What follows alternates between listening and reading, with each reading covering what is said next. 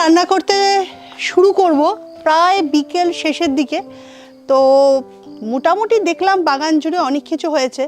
যেখানটা রান্না করছিলাম সেই জায়গা হঠাৎ মনে হচ্ছে পাশেই বেগুন গাছ, আর বেগুন গাছ দেখেছি মানেই বেগুন হয়েছে। বেগুনটা আগে দেখিয়ে দিই। এই একটা বেগুন,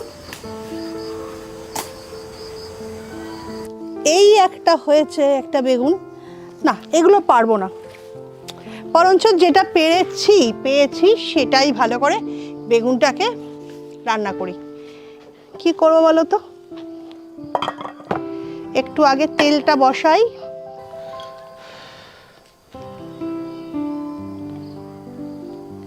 একটু বেশি করেই তেলটা দেব।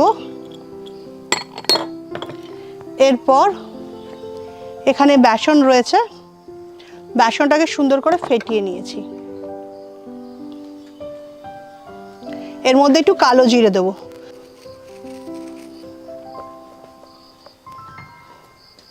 এর সঙ্গে একটু নুন দেব, আর অল্প একটু আর কাঁচা লঙ্কাটাকে কুচো করব। আর কাঁচা লঙ্কা কুচো করতে গেলে জানো তো যে আমার আর ছুরি লাগে না।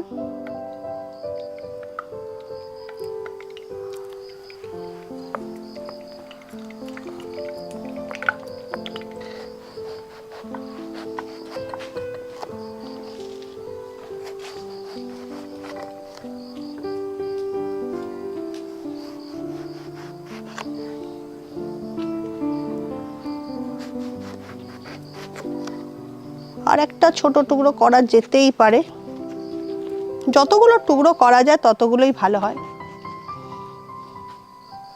এরপর এটাকে এবার ভেতরে যতটা সম্ভব একটু ঢুকিয়ে বেসনটা ঢুকিয়ে দিতে হবে।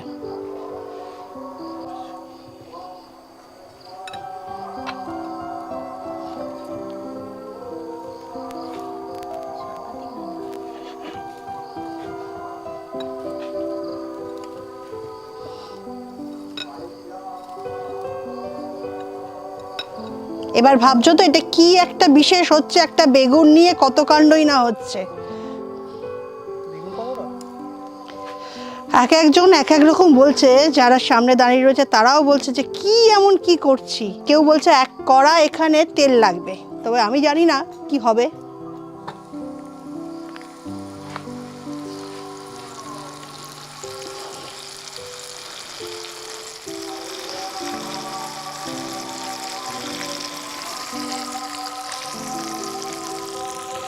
এখানে সাধারণত আমরা বেগুন ভাজা, বেগুন পোড়া খাই বা বেগুনে নানা রকম জিনিস খাই, কিন্তু চায়নাতে যখন যাই খুব সুন্দর করে ওরা বেগুন পোড়া করে, জানো তো। বেগুনটাকে হাফ করে কেটে তার সঙ্গে আরও রকম প্রিপারেশান করে একসঙ্গে আগুনের মধ্যে একদম দিয়ে দেয়। সেটা একবার না হয় কখনো যদি সুযোগ পাই দেখাবো।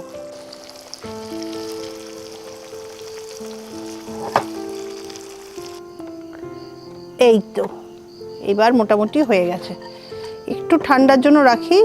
এবার টিস্যুতে অনেকটা তেল শুকনো করে নিয়েছি। এইবার একটু সাজিয়ে নিই। এবার একটু পেঁয়াজ দিয়ে সাজিয়ে দিই। বেগুন ভাজা এমনি ভালো লাগে শীতকালে খেতে, বেগুন পোড়া, বেগুন ভাজা আমি তো ভীষণ ভালোবাসি। কিন্তু আমি যতবারই বেগুন পোড়া বা ভাজা খেতে চাই, ওই মাঝে মাঝে যে পোকা বেরোয় না, এটা খুব মানে তারপর আর খেতে ইচ্ছা করে না। তো এটার সুবিধা হচ্ছে বেগুনের প্রথম থেকে শেষ পর্যন্ত দেখা যাবে বেগুনটা কি আছে না আছে। আমাদের এখানে যে চাষটা হয় সেখানে কিন্তু একদম অর্গানিক সার দেওয়া হয়, তো সেক্ষেত্রে পোকামাকড় এগুলোর কিন্তু অসুবিধা হয় না। একটু বেশি দিয়ে দিই চিলি ফ্লেক্স, তাহলে বেশ। হ্যাঁ, এবার একটু অল্প করে লেবুও দেওয়া যেতে পারে।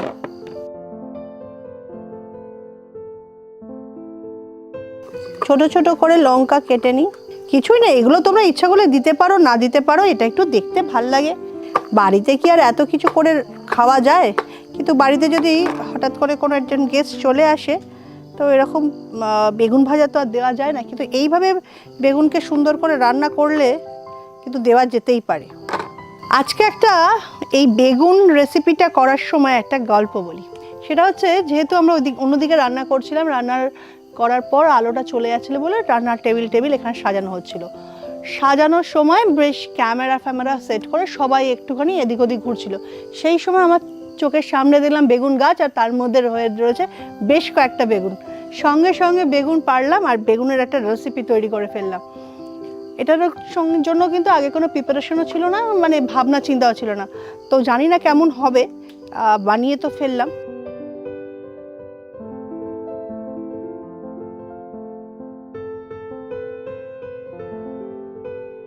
এটা কিন্তু সামনে যারা রয়েছে তারা বলছে একটু মুড়ি ছড়িয়ে দিলে ভালো হতো, বেশ বেগুন ভাজা আর মুড়ির মতো খাবো।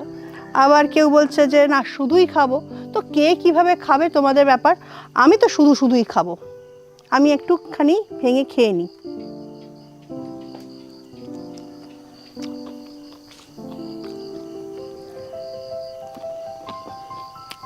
ভালোই হয়েছে,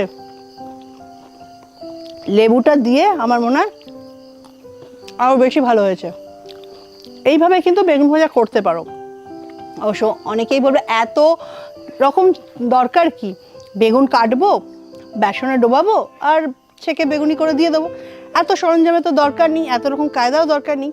ইচ্ছা হলো তাই করলাম, তোমাদের ইচ্ছা হলো তোমরা করো, আর যারা করছো তারা জানিও আমাকে কেমন লাগলো। আর যদি ভালো লাগে তাহলে অবশ্যই কমেন্ট করে জানাবে, খারাপ লাগলেও জানাতে পারো, তবে সেটা আমার শুনতে ভালো লাগবে না। তো আর যদি ভালো লাগে অন্য বন্ধুদেরকেও শেয়ার করো। এইবার হচ্ছে আসল টাইম। এটার রেসিপিটার নাম কি, বেগুনি বলে যেন কেমন লাগে, সেই সস্তার বেগুনি, যদিও খুব ভালো খেতে হয় বেগুনি। দেখো আমার তো মনে হচ্ছে বেগুনে বেশ পাপড়ি এটা ফুলের মতো শেপ হয়েছে। তার সঙ্গে একটা টমেটো যারা খেতে নিতে চাও, একটা সুন্দর করে টমেটোরও কিন্তু সুন্দর একটা ডেকোরেশন করে ফ্লাওয়ার করে দেওয়া হয়েছে। এটার নাম ফুল বেগুন দেওয়াটাই বেটার হবে, ফুলের মতো দেখতে লাগছে। ফুল বেগুনি বললে ভাল লাগবে না, ফুল বেগুন ঠিক আছে। আজকের মতো ফুল বেগুন কেমন লাগলো জানাবে।